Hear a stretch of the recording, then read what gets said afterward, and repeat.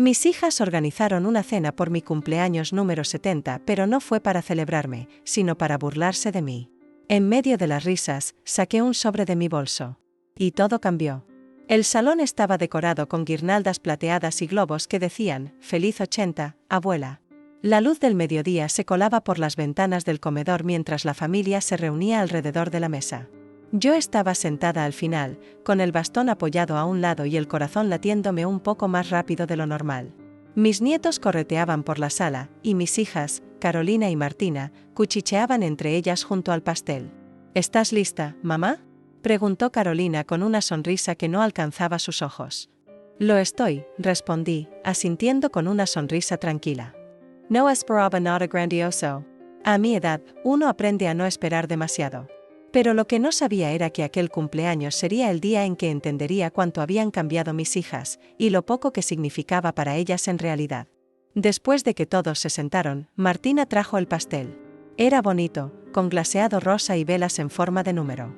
Pero lo que me hizo fruncir el ceño fue el pequeño adorno que colocó encima, una caricatura de una anciana con bastón y una burbuja de texto que decía, «Aún respira». Los adultos soltaron risitas. Algunos se cubrieron la boca con la servilleta. Pero Carolina y Martina rieron sin disimulo. «Es broma, mamá», dijo Martina mientras me guiñaba un ojo. «Ya sabes, para aligerar el ambiente». Yo no respondí. Sentí que la sangre me abandonaba el rostro. Mi nieta menor, Lucía, me miró con los ojos bien abiertos. Me hizo un pequeño dibujo la semana pasada que decía, «Mi abuela es mágica». Y ahí estaba yo, humillada públicamente por mis propias hijas. Tomé el cuchillo para cortar el pastel, pero mis manos temblaban. Martina lo notó y se acercó. «Déjame ayudarte», dijo con tono condescendiente. «No hace falta», susurré, apretando los labios. En ese momento, no lloré. No dije nada. Solo hice el corte con manos temblorosas. Pero por dentro algo se rompió. No era solo el adorno. Era la forma en que me miraban. Como si yo ya no fuera útil. Como si fuera un estorbo decorativo más en esa fiesta. Después del pastel, Martina y Carolina se sentaron juntas en el sofá, revisando el móvil, ignorándome. Nadie me preguntó cómo me sentía. Nadie mencionó que hacía 80 años yo había nacido en esa misma casa, en ese mismo cuarto donde ahora solo servía para celebrar su versión de mí, débil, torpe, irrelevante. Lo que ellas no sabían era que mi abogado estaba sentado al otro lado del salón. Invitado por mí. En silencio. Observando. Y que en su maletín estaba el testamento que había cambiado hace exactamente 3 meses. Después de cortar el pastel, sonreí como pude. Mi dentadura parecía pesar el doble, pero no por su material, sino por la tristeza que me apretaba la cara como una máscara. El aire en la sala se había vuelto más denso, como si cada carcajada de mis hijas llevara una carga invisible que me caía encima. Carolina se acercó con una copa de vino. «¿Un brindis, mamá?», dijo en tono ligero. «Por la mujer más fuerte que conocemos, que todavía logra subir las escaleras sin ayuda». Una nueva ronda de risas. Esta vez sentí que incluso mi yerno, Mauricio, trataba de no sonreír demasiado, como si supiera que no estaba bien, pero no se atreviera a decir nada. «Gracias, hija», respondí con voz suave, mirando la copa que me extendía. «Pero creo que el mejor brindis será cuando entiendan lo que han perdido». Ella me miró confundida. Pero no preguntó más. Mi abogado, el señor Cifuentes, fingía revisar su reloj mientras observaba todo. Llevaba más de 20 años manejando mis asuntos. Fue él quien me convenció de no ceder a las presiones de Martina cuando quiso poner la casa a nombre de la familia, después de la muerte de mi esposo. «Es por seguridad, mamá», me había dicho Martina entonces. «Si algo te pasa, así todo estará en orden». Todo estará en orden, sí, pero para ellas. Gracias a Cifuentes, la escritura de la casa seguía en mi nombre. La cuenta de ahorros también. Incluso el pequeño terreno fuera de la ciudad que había heredado de mi madre. Todo protegido. Ahora, observando cómo Martina y Carolina me trataban como una estatua antigua que ocupa espacio pero que nadie quiere mover por respeto, comprendí que ese testamento era más necesario que nunca. «¿Mamá?», preguntó Martina, interrumpiendo mis pensamientos. «¿Dónde pusiste el reloj de papá?». Quería mostrárselo a Lucía, sabes que él siempre decía que lo heredaría ella. Lo dijo tan casualmente que casi parecía una petición inocente. «Está guardado», dije. «En un lugar seguro». Ella frunció el ceño, pero no insistió. Entonces sucedió algo que no esperaba. Lucía, mi nieta de 10 años, se acercó con un trozo de pastel en la mano. Me lo ofreció con una sonrisa sincera. Este es para ti, abuela. El más grande. Sus ojos eran tan distintos a los de su madre. Claros, bondadosos. Como los de su abuelo cuando me decía, el amor verdadero es silencioso, pero nunca invisible. Gracias, mi niña, le respondí, y esta vez, sí sonreí con el corazón. Cuando Lucía se fue, miré hacia la mesa. Carolina y Martina estaban de nuevo en sus teléfonos. Mandaban mensajes, se tomaban selfies, y ni siquiera notaron que uno de mis vecinos, don Alberto, se acercaba para felicitarme. «Feliz cumpleaños, Margarita», dijo con calidez. «Tienes una familia muy animada». «Eso es una manera de decirlo», respondí con ironía. «¿Te molesta si te digo algo?» «Claro que no, dime». «Se nota que te están faltando el respeto», dijo en voz baja. «Y que no se dan cuenta del valor que tienes». Asentí lentamente. No me ofendía. Me lo estaba diciendo con respeto. Con sinceridad. «Lo sé», le dije. «Pero hoy aprenderán». Él arqueó una ceja. ¿Aprender qué? Que no se juega con el corazón de una madre sin consecuencias. Cuando volvió a su asiento, me levanté lentamente. Todas las miradas se giraron hacia mí. «¿Ya te vas, mamá?», preguntó Carolina, medio distraída. «No», respondí. «Pero hay algo que ustedes sí tendrán que irse a buscar, y es humildad». Se rieron. Pensaron que era otra de mis frases poéticas. Pero el señor Cifuentes se levantó también. Y entonces, el silencio se apoderó de la sala. Él sacó un sobre de su maletín. Uno grueso, con los nombres de mis hijas escritos con tinta negra y pulcra. «¿Qué es eso?», preguntó Martina, ahora seria. «Una sorpresa de cumpleaños», respondí. «Pero no para mí, sino para ustedes». Las miradas de todos estaban fijas en el sobre que el señor Cifuentes sostenía con calma. Carolina cruzó los brazos con nerviosismo. Martina ladeó la cabeza, escéptica, como si esperara que todo fuera una especie de teatro exagerado. Pero cuando el abogado rompió el sello y comenzó a hablar, la atmósfera en la sala cambió por completo.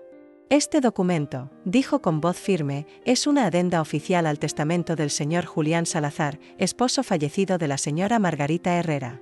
Martina se removió en su asiento. «¿Papá dejó algo más?», preguntó con un hilo de voz. Cifuentes asintió lentamente. «Sí. Y específicamente pidió que se leyera en presencia de todos, el día que usted cumpliera 70 años, señora Herrera», me miró con respeto. Su esposo fue un hombre muy meticuloso. «¿Pero por qué hoy?», intervino Carolina, claramente incómoda. «¿Por qué justo en su cumpleaños?». «Porque él sabía que este día reuniría a toda la familia», respondí. «Y porque también sabía que ustedes, sus hijas, necesitarían escuchar algunas verdades, cuando ya no pudieran evitarlas». Lucía, sentada en el suelo junto a su pastel medio comido, observaba en silencio, con los ojos muy abiertos. Su inocencia contrastaba con la tensión adulta en el ambiente. Cifuentes desplegó el documento y comenzó a leer. «A mi querida esposa Margarita, con quien compartí los años más sinceros y verdaderos de mi vida, le dejo todos los bienes que hemos construido juntos, la casa familiar, nuestras cuentas de ahorro y el terreno que tanto amaba mi madre en San Rafael. A Miss Hijas Carolina y Martina». El silencio fue cortante. «Martina entrecero los ojos». Carolina apretó los labios. «Les dejo el recuerdo de una madre incansable, una mujer que todo lo dio, incluso cuando no recibió respeto a cambio». Un murmullo recorrió el salón. «¿Eso dice en serio?». «Susurró Carolina». «Papá escribió eso». «Con su puño y letra», respondió el abogado, mostrando el manuscrito original. Martina se levantó bruscamente. «Esto es una humillación pública. No puede estar hablando en serio». «Martina», le dije, con una calma que incluso a mí me sorprendía. «Es exactamente lo que es. Una verdad pública. Porque ustedes decidieron faltarme el respeto, también en público». Carolina se puso de pie junto a su hermana, visiblemente molesta. «¿Y qué? ¿Ahora nos vas a castigar con un testamento?». «No es un castigo», repliqué. «Es justicia». Me acerqué a la mesa, donde aún quedaban restos del pastel. Saqué una pequeña caja de madera del bolso que había traído conmigo. Dentro había cartas. Muchas. Todas escritas por su padre en sus últimos años de vida. Las escribió cuando supo que su enfermedad era irreversible. Y me pidió que las guardara hasta que ustedes estuvieran listas para escuchar. ¿Y qué dicen?, preguntó Carolina con sarcasmo. Lean una, ofrecí, tendiéndole una. Martina tomó la que estaba encima. La abrió con dedos temblorosos. Comenzó a leer en voz alta, pero su voz se quebró en la segunda línea. La bajó, respiró hondo, y la dejó de nuevo en la caja. Papá nos vio más de lo que pensábamos, susurró. Siempre lo hizo, dije. Pero ustedes dejaron de ver a su madre. La sala se había quedado en silencio. Ni siquiera Lucía hablaba ahora. El pastel estaba olvidado. Las risas falsas, silenciadas. Y por primera vez en mucho tiempo, me sentí escuchada. Martina dejó la carta sobre la mesa como si quemara. Carolina seguía de pie, pero ahora con los brazos cruzados, los labios apretados en una línea que apenas disimulaba el temblor. El abogado Cifuentes permanecía en silencio, dándonos espacio. Yo, con el corazón aún acelerado, saqué otra carta y la sostuve en mis manos. Esta la escribió la noche en que ustedes lo dejaron solo en el hospital, dije sin mirar a nadie en particular. Carolina bajó la mirada. Martina la desvió hacia la ventana. Querida Margarita, leí en voz alta, hoy me sentí más solo que nunca. Las niñas no vinieron. Dijeron que estaban ocupadas. Carolina tenía una reunión. Martina, un voyage. Pero yo sé la verdad. No quieren verme así, delgado, sin fuerza, con la piel como papel. Les da miedo la fragilidad. Las incomoda. Pero tú estuviste. Siempre estás. Y eso basta. Nadie dijo una palabra. Ni siquiera el sonido de Lucía jugando rompía el silencio. Continué. Si algún día no estoy, y ellas aún no entienden lo que significa amar a alguien en su totalidad, sin condiciones, sin apariencias, guárdales estas palabras. Tal vez algún día las lean con el corazón abierto. Levant la vista. Martina tenía lágrimas contenidas, pero no dejaba que cayeran. Carolina seguía inmóvil. No las traje aquí para vengarme, dije al fin, sino para mostrarles lo que su padre veía. Lo que yo nunca supe cómo decirles sin que lo tomaran como una crítica. Ellas no respondieron. Pero algo en su expresión comenzó a desmoronarse. Entonces Cifuentes aclaró la garganta y sacó un segundo sobre. Hay una cláusula más, dijo. Una condición que el señor Salazar quiso establecer. Carolina levantó la cabeza con rapidez. ¿Qué condición? El abogado nos miró uno por uno.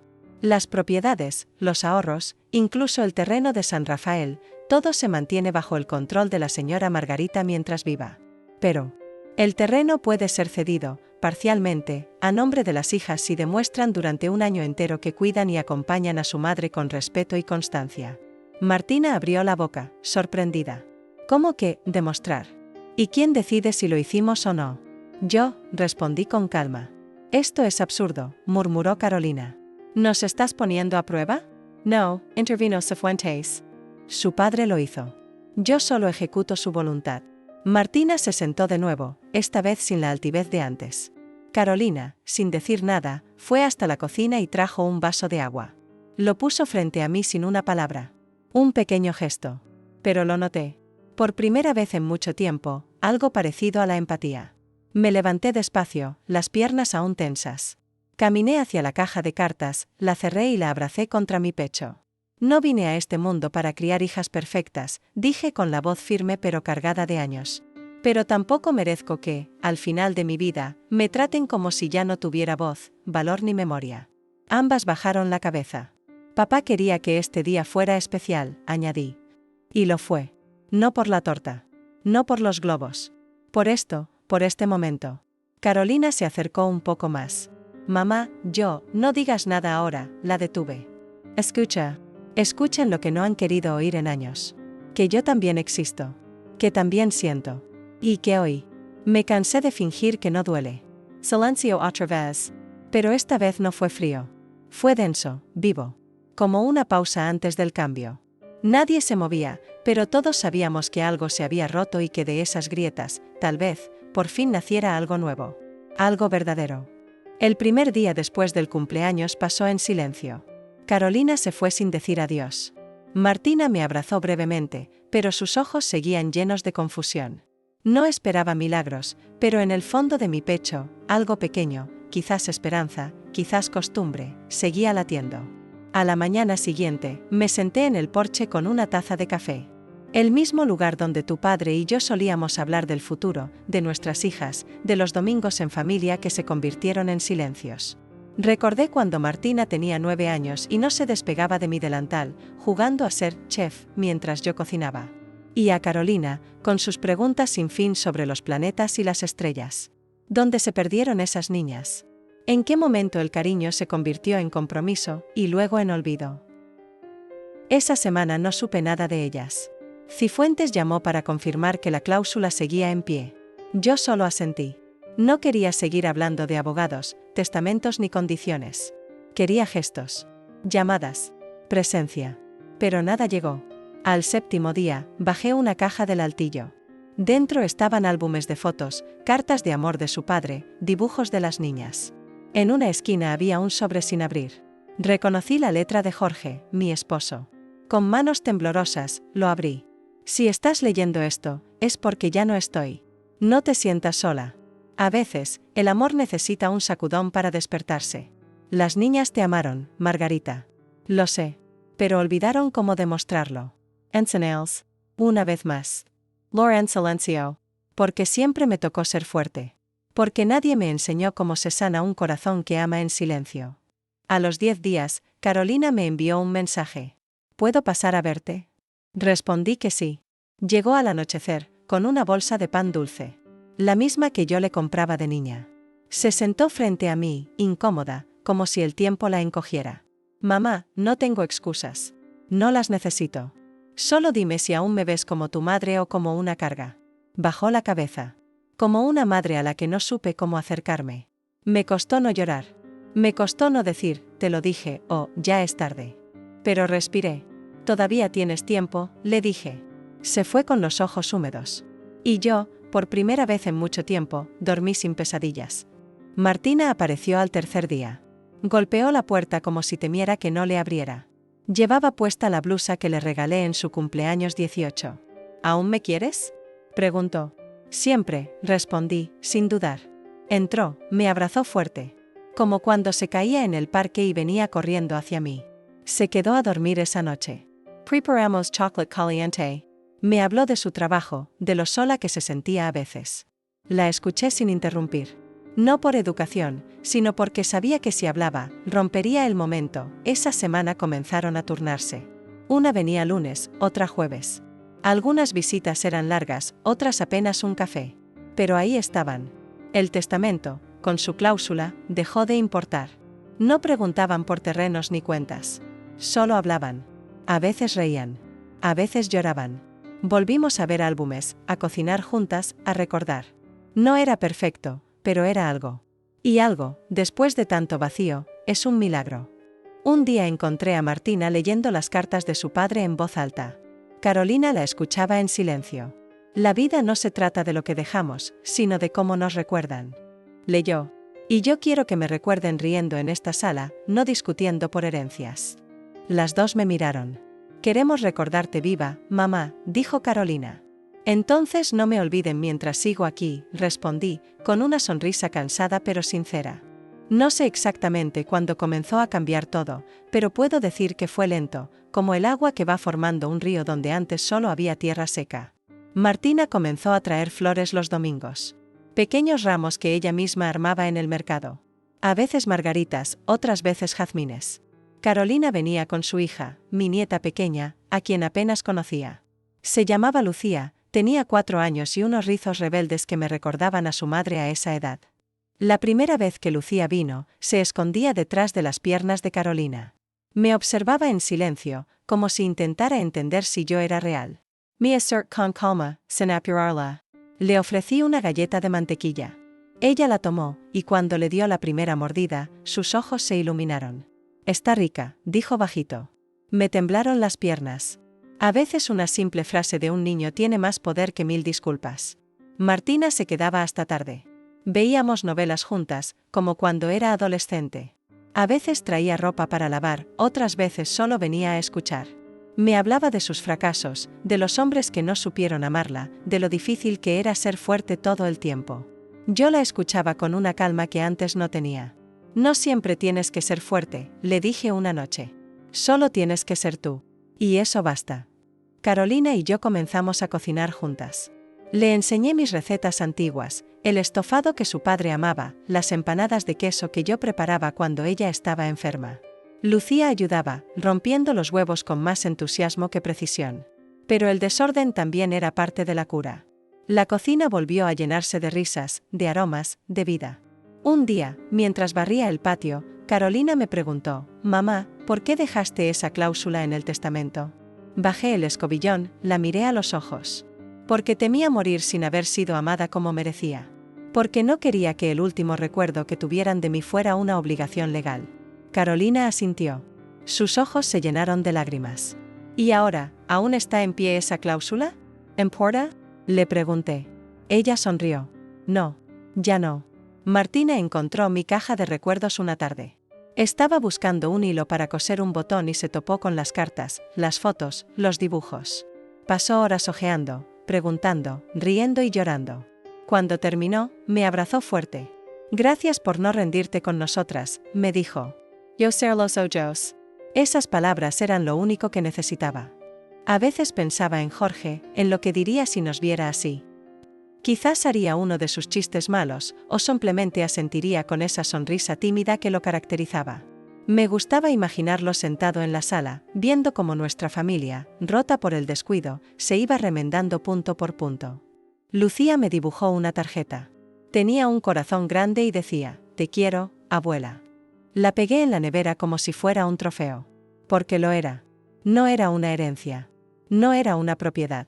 Era algo más valioso, el amor reconstruido. Aquella semana Carolina cocinó sola por primera vez una receta mía. Martina planificó un almuerzo familiar. Nadie mencionó el testamento. Nadie preguntó por bienes ni porcentajes. Solo hablamos de nosotros, de lo que aún podíamos salvar. Al final de esa noche, me senté sola en mi sillón favorito. Afuera llovía suave. Lucía dormía en la habitación de visitas, abrazada a mi vieja muñeca de trapo. Martina y Carolina se habían ido hacía una hora. Dejaron los platos sucios, sí, pero también dejaron algo que había faltado por años: un hogar lleno. Miré al techo, al lugar donde colgaba la vieja lámpara que Jorge y yo habíamos elegido juntos. «Estamos bien, amor», susurré. «Todavía falta, pero vamos bien». Una tarde cualquiera, mientras hojeaba una vieja libreta de recetas en la sala, escuché que alguien llamaba a la puerta. Era don Ernesto, el abogado de confianza de Jorge. No lo había visto desde el entierro, pero su rostro sereno me trajo un tipo de calma que no sabía que necesitaba. «Doña Teresa», dijo. «Encontré algo que pertenece a usted». Me entregó un sobre grueso, sellado con cera. El nombre, Teresa, estaba escrito con la letra de Jorge. Me temblaron los dedos al romper el sello. Dentro, una carta, fechada semanas antes de su partida. «Si estás leyendo esto, es porque he partido y no pude decírtelo en persona. Pero quiero que sepas algo, confié en ti más que en nadie. Por eso, he dejado algo preparado. No es solo un gesto. Es un recordatorio de que nunca estuviste sola, aunque la vida te hiciera pensar lo contrario». Debajo de la carta había un segundo documento, un cambio notarial fechado un mes antes del accidente. Jorge había modificado la escritura de un terreno en las afueras del pueblo. Ese terreno, que pertenecía a su familia desde generaciones, ahora estaba a mi nombre. No como herencia, sino como una cesión en vida. Quiero que hagas con él lo que desees. Una escuela, un centro de ayuda, un refugio. Algo que lleve tu nombre. Porque tú, Teresa, mereces dejar huella. Las lágrimas corrieron sin que pudiera detenerlas. No por el terreno, no por el gesto material, sino porque Jorge había visto algo en mí que ni siquiera yo era capaz de ver. Contarle a las niñas fue otro momento clave. Las senté en la sala, como cuando eran pequeñas y les contaba cuentos. Martina fue la primera en hablar. «¿Papá te dejó algo más?» Asentí. «Les mostró la carta». Carolina la leyó en voz alta, con voz temblorosa pero firme. Al terminar, hubo silencio. Un silencio denso, de esos que no se rompen con palabras. «¿Qué vas a hacer con el terreno?», preguntó finalmente Martina. «Todavía no lo sé», admití. «Pero quiero que lleve su nombre, y el mío». Lucía, sentada en el suelo jugando con su peluche, alzó la vista. «¿Puedo ayudar, abuela?». Le sonreí. «Claro que sí, mi amor». En las semanas que siguieron, comenzamos a planear. No grandes proyectos, no arquitectos ni planos ambiciosos. Solo ideas reales, simples, con sentido. Un pequeño centro comunitario, con una cocina abierta donde enseñar recetas, con un rincón de lectura, con juegos para niños.